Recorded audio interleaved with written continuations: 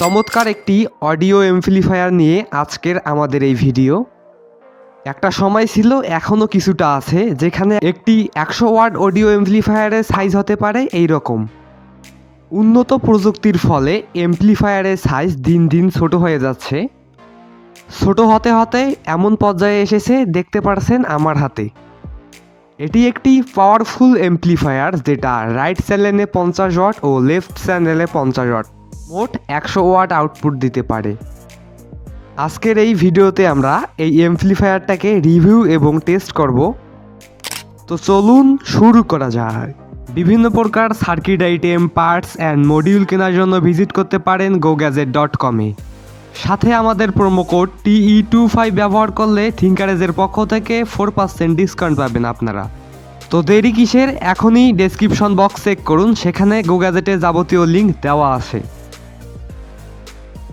এর model number হচ্ছে JK502MT।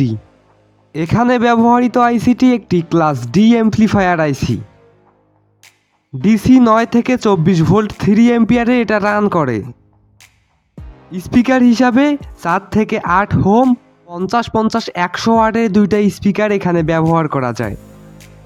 এখানে অডিও ইনপুট দেওয়া যায় দুইভাবে। প্রথমে আপনারা মোবাইল ফোনের ব্লুটুথ অন করে এখানে অডিও ইনপুট দিতে পারবেন। তাছাড়াও অক্স কেবলের মাধ্যমে অডিও ইনপুট দেওয়া যায় এইখানে। অডিও এমপ্লিফায়ারটিতে 3টি ভলিউম কন্ট্রোল আছে, একটা বেস কন্ট্রোল করার জন্য, একটা ট্রাভেল কন্ট্রোল করার জন্য এবং আরেকটা অডিওর ভলিউম ও অন অফ সুইচ হিসাবে কাজ করে। সার্কিটটার পেছনে আছে একটা ইনপুট পোর্ট, যার মাধ্যমে আপনারা 9 থেকে 24 ভোল্ট এখানে ইনপুট দিতে পারবেন। আউটপুট নেওয়ার জন্য এখানে 4টা কানেক্টর পয়েন্ট দেওয়া আছে। এই সার্কিটটিতে 2টা সলিড ক্যাপাসিটার ব্যবহার করা হয়েছে। তাছাড়াও সকল পার্ট সার্কিটের সাথে বিল্ড করা আছে। যেহেতু সার্কিটটা সম্বন্ধে সব কিছু জানা শেষ, চলেন এর একটা টেস্ট দেখে আসি এবার। এজন্য আমি এখানে 20 ওয়াটের দুইটা, মানে মোট 40 ওয়াটের দুইটা স্পিকার ব্যবহার করব এখানে। সার্কিট সহ স্পিকারগুলোর ওয়্যারগুলো এখন আমরা কানেকশন দেব।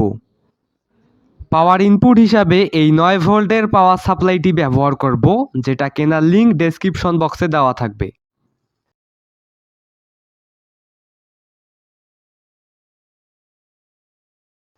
ডিসি ফিমেল পোর্টে পাওয়ার ইনপুট দিয়ে দিলাম।